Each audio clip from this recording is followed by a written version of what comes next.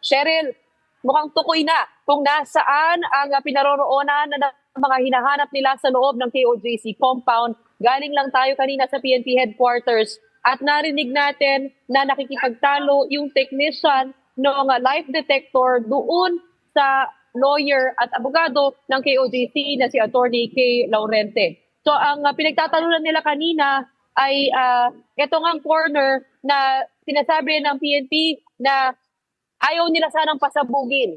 At kung ituturo na lang ng KOJC yung entrance, mas madali ang buhay na lahat, mag-negotiate na.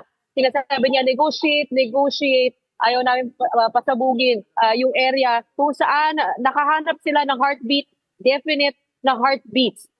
So matagal yung pagtatalo na yan at ina-argue ng kampo ng KOJC na ito nga ay kanilang tirahan, ito ay may mga kwarto dito. I-verify pa natin kung saan mismo yung lugar na yan, pero ang huling nating narinig ay nandun sila sa timbahan.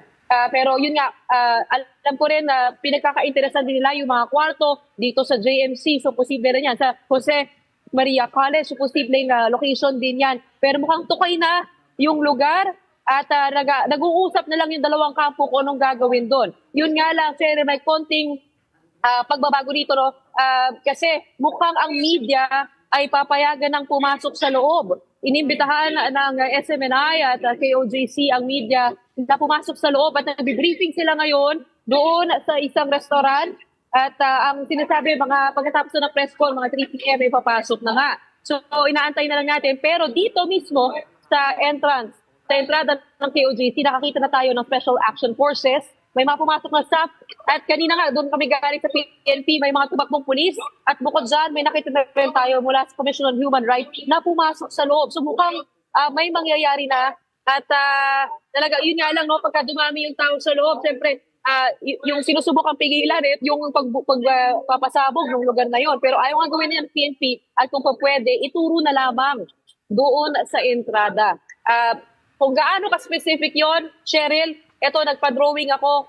Ito yung pinakita nila sa akin na radar nung life detector. Kitang-kita, napaka-specific nung mga dots.